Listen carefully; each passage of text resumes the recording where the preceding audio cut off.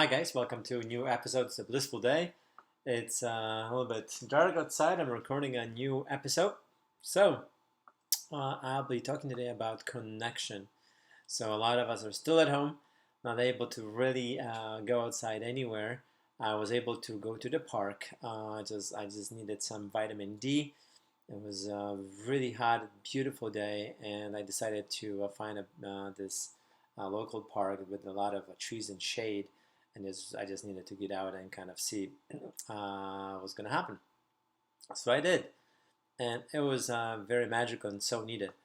And I took a book and I started looking around and seeing how people are reacting with one another.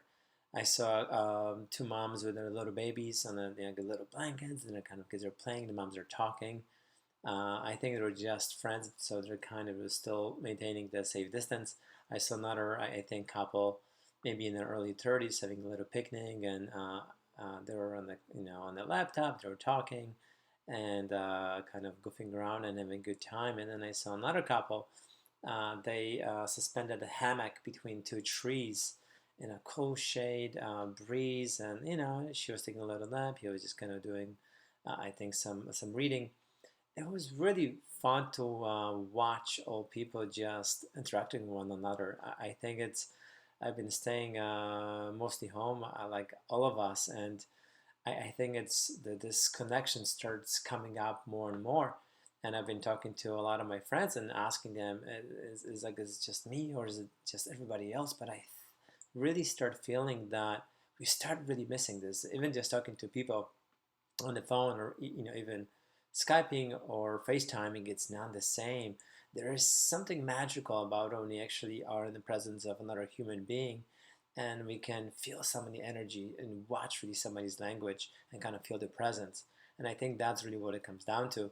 I know personally, a lot of times when I read a story to my little one, she would so when I lay down with her in bed, so what she does, she's really funny. She takes my hand, she rubs around her, she puts her head on my chest over here, and that's how we kind of get situated to read her a story.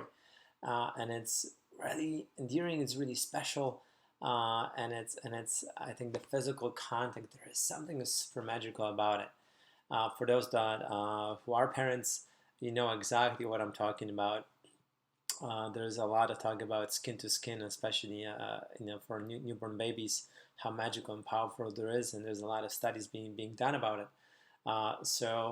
I'm definitely understanding the power of that, and now more than ever. Also, I went to read a book I was telling you earlier, and I was trying to kind of figure out what I should be kind of trying to tell you a cool story. So there is this journalist and writer. His name is Johan Hari. Hopefully, I'm pronouncing his name correctly or close enough. And he was doing this research and talking to a lot of people about human connection.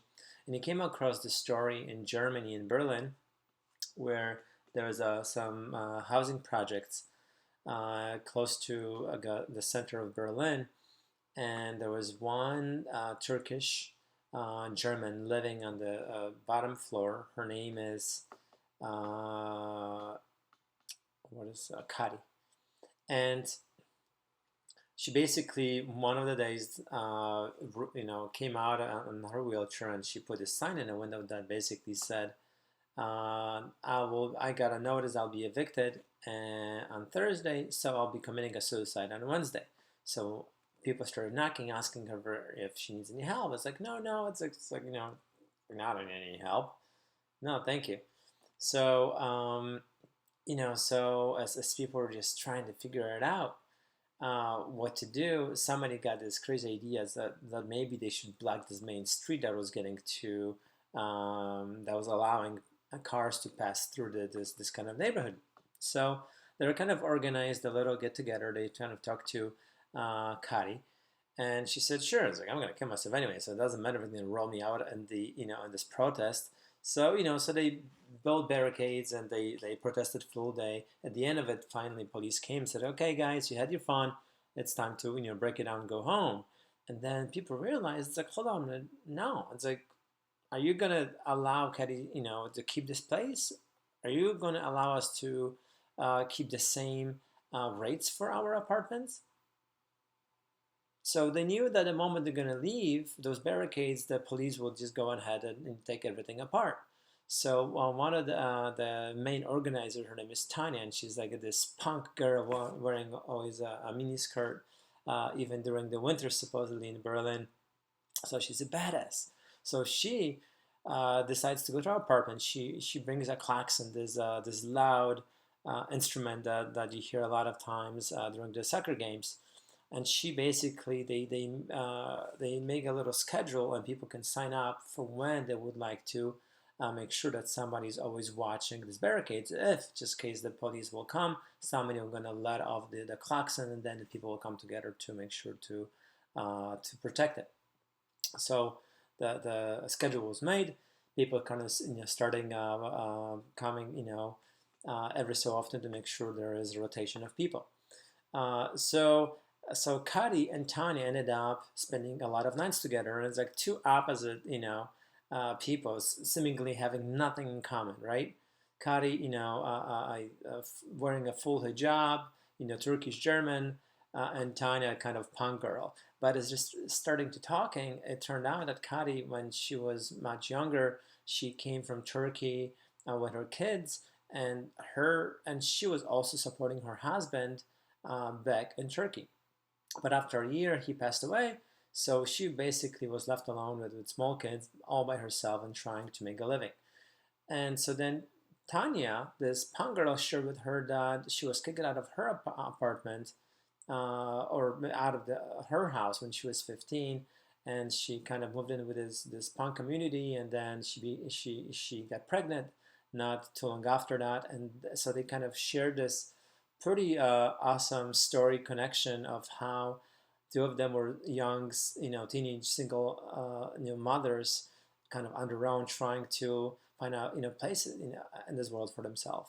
And it's funny when Tanya was interviewed, she kind of said something really, really powerful. And she said, when you are all alone in your flat and you're crying and you're thinking, the life is just worth shit, and you're all by yourself, the moment we came together and we left our corners crying and we started to fight, we realized how strong you are. So I think the humor connection is so much more powerful than just this physical touch. I think it's somebody can really move you if you start opening up and kind of getting outside of your comfort zone and asking people and sharing stories. You kind of find out how similar and how all the same we are. So I would encourage you to connect more. I would encourage you to start looking at the things that maybe you even have in your own apartment, either with your partner, wife, or kids, whoever you're staying with. So with that, appreciate that, love it, cherish that. I'll talk to you tomorrow.